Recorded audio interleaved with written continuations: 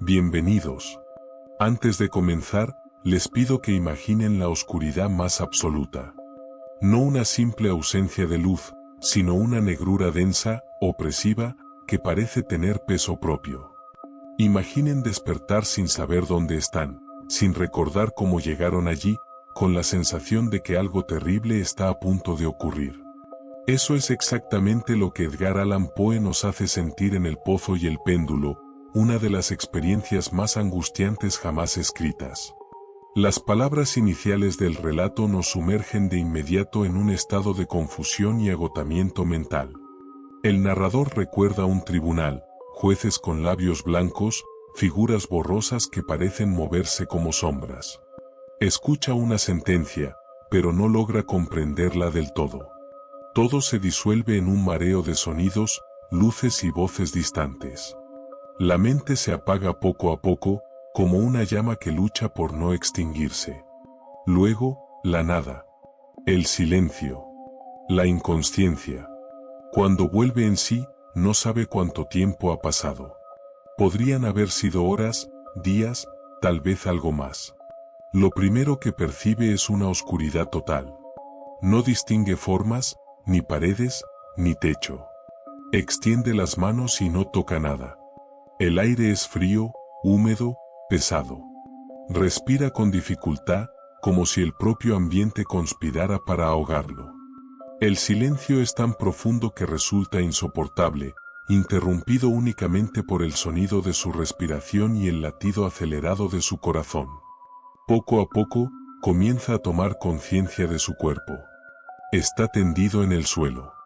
El suelo es duro, de piedra, y el frío se filtra a través de su ropa hasta los huesos. Intenta incorporarse, pero el miedo lo detiene. No sabe dónde está, ni qué peligros pueden rodearlo. En esa oscuridad absoluta, cada movimiento parece una amenaza, cada gesto podría ser fatal. La mente, privada de estímulos visuales, empieza a trabajar en su contra, creando imágenes, escenarios, horrores invisibles. Decide permanecer inmóvil por un momento, tratando de calmarse, de pensar con claridad. Recuerda vagamente la condena, el tribunal, la sensación de estar siendo juzgado por algo más grande que él mismo. Sospecha que ha sido entregado a la Inquisición, una idea que por sí sola basta para helar la sangre. Sabe que la Inquisición no ejecuta de inmediato, primero experimenta, prueba, tortura. La muerte rápida sería un acto de misericordia que no suele concederse. Con extremo cuidado, comienza a explorar el lugar. Avanza lentamente, arrastrando los pies, extendiendo las manos al frente.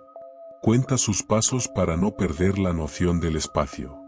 Tropieza varias veces, cae, se levanta. Descubre que se encuentra dentro de una celda de forma aparentemente circular.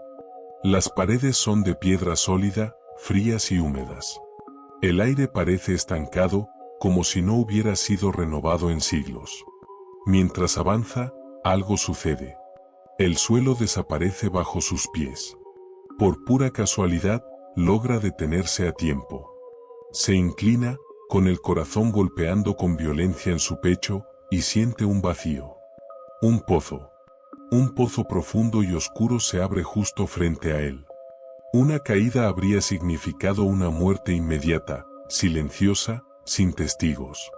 El pensamiento lo sacude con terror. Comprende entonces que la celda no es solo una prisión, sino una trampa cuidadosamente diseñada. Busca una piedra, cualquier objeto pequeño, y la deja caer dentro del pozo. Escucha atentamente. El sonido tarda en llegar. Cuando finalmente lo hace, es un golpe apagado, lejano. El pozo es profundo, mucho más de lo que había imaginado. No puede ver el fondo, ni siquiera distinguir su contorno. Es un abismo absoluto, una boca abierta que parece esperar pacientemente a su víctima. Se aleja del pozo con cuidado extremo. La simple idea de caer accidentalmente lo llena de pánico. El pozo no solo representa la muerte, sino una muerte sin lucha, sin resistencia, una desaparición total. Poe utiliza este elemento para jugar con el miedo primitivo al vacío, a lo desconocido, a perder el control. Agotado, el narrador decide descansar. El miedo y el cansancio finalmente lo vencen, y cae en un sueño inquieto, lleno de pesadillas confusas. Cuando despierta de nuevo, algo ha cambiado. Ya no está completamente a oscuras. Una tenue luz ilumina la celda, lo suficiente para distinguir formas y colores. Mira a su alrededor y observa con horror que las paredes están cubiertas de figuras pintadas, demonios, esqueletos, criaturas grotescas con expresiones de burla y amenaza. Parecen observarlo, seguir cada uno de sus movimientos.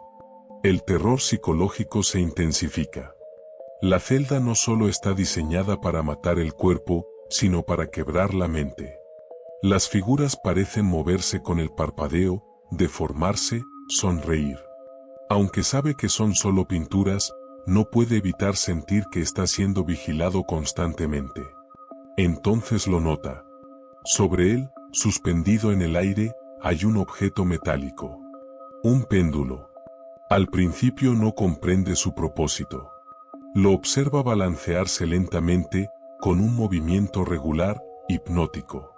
A medida que sus ojos se adaptan a la luz, distingue su forma con claridad. Es una hoja afilada, curva, brillante, como la de una guadaña gigantesca. El péndulo oscila de un lado a otro, con un ritmo constante, silencioso, implacable.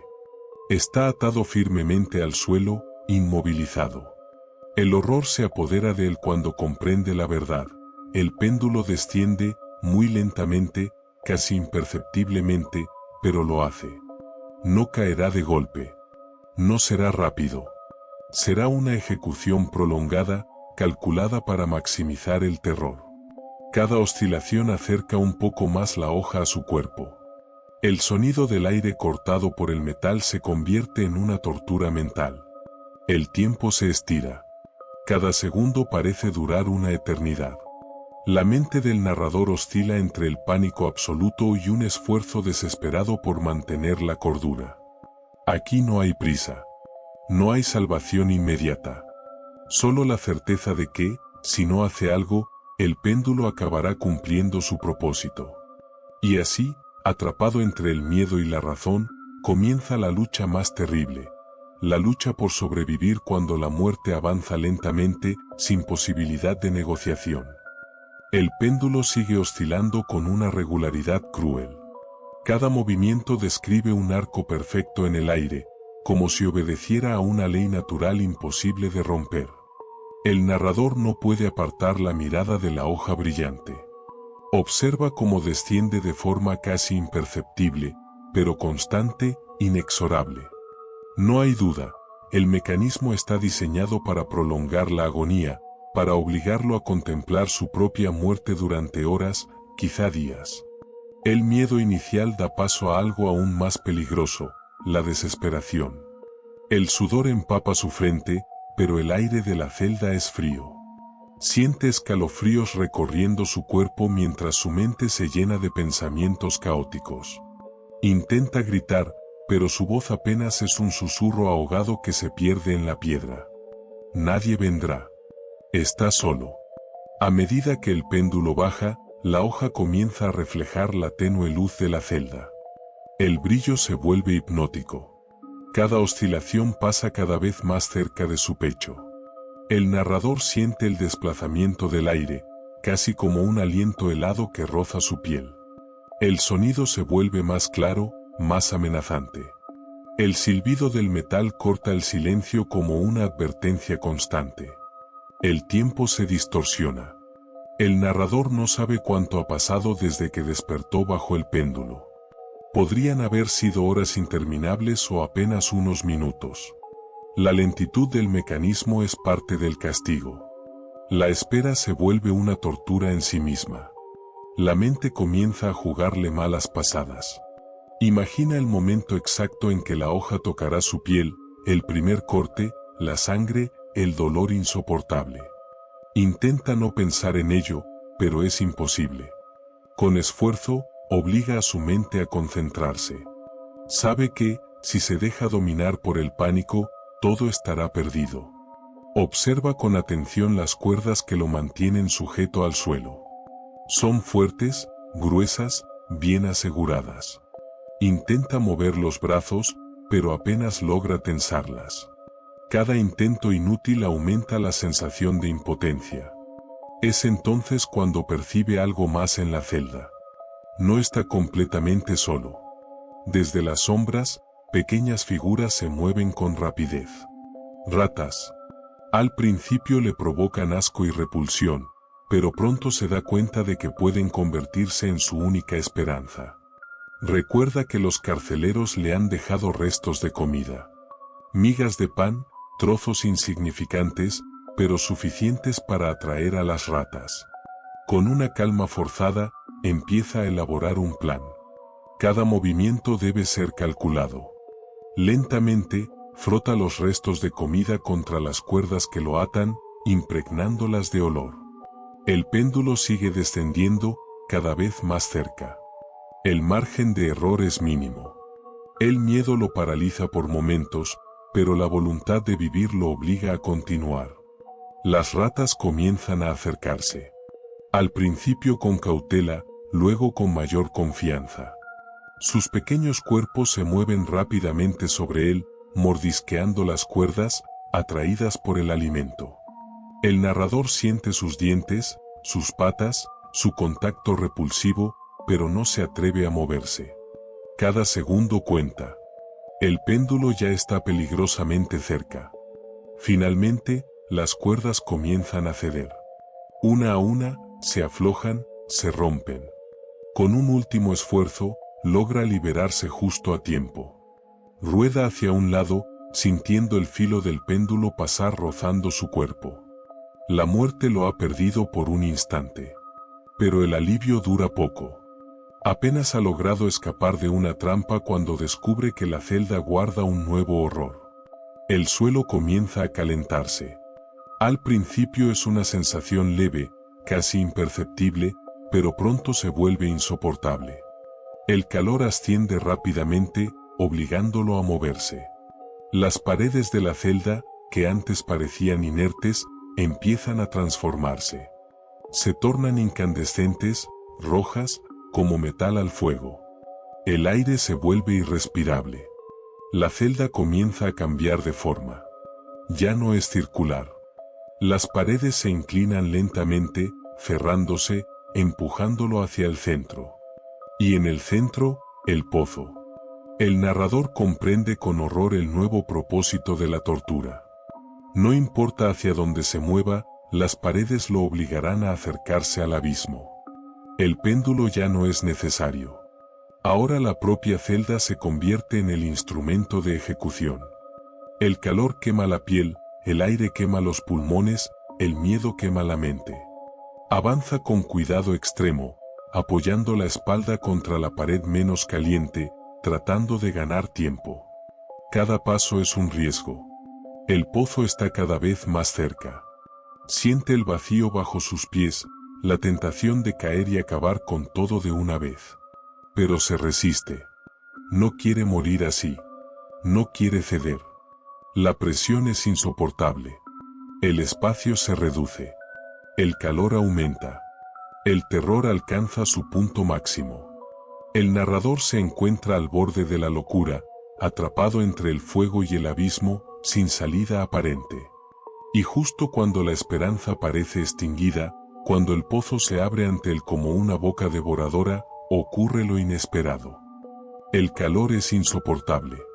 Las paredes, ahora al rojo vivo, avanzan con una lentitud cruel pero constante, reduciendo el espacio, empujándolo sin piedad hacia el centro de la celda. El narrador apenas puede respirar. Cada inhalación quema los pulmones, cada exhalación parece robarle fuerzas. El sudor cae por su rostro, pero se evapora casi al instante al contacto con el aire ardiente.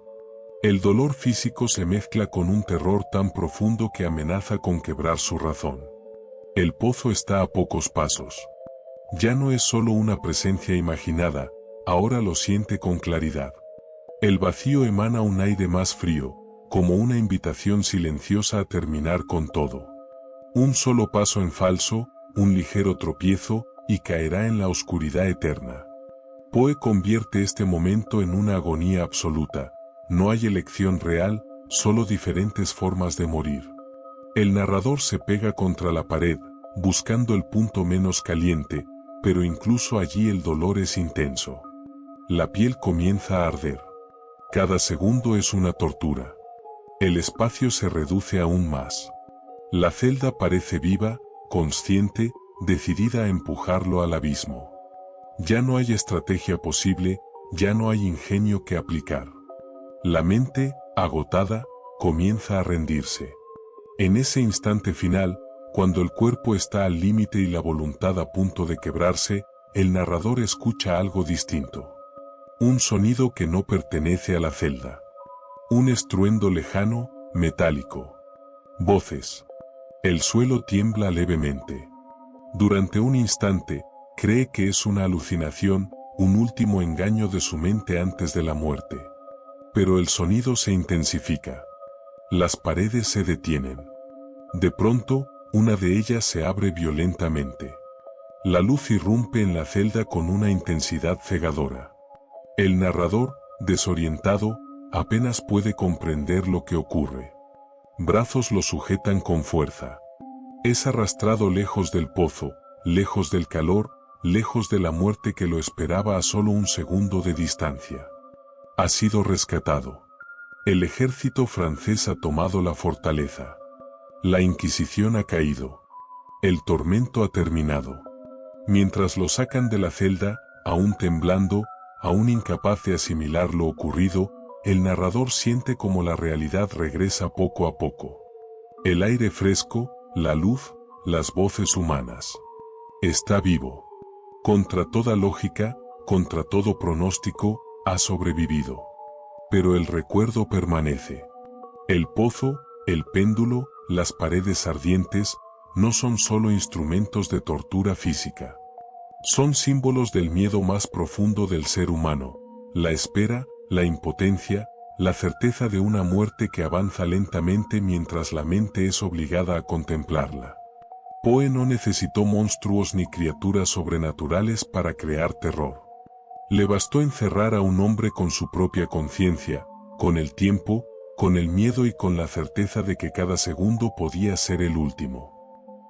Y así termina esta historia. No con un grito, no con sangre derramada, sino con un suspiro de alivio tan intenso como el horror que lo precedió. El pozo y el péndulo no es solo un relato de tortura, es una exploración brutal de la resistencia humana, de la mente enfrentada a su límite absoluto. Porque, al final, el verdadero terror no estaba en el pozo, ni en el péndulo, sino en la espera. Gracias por acompañarnos en este descenso a la oscuridad. Si esta historia logró atraparte, recuerda que hay muchos más relatos donde el miedo no ataca al cuerpo, sino directamente a la mente.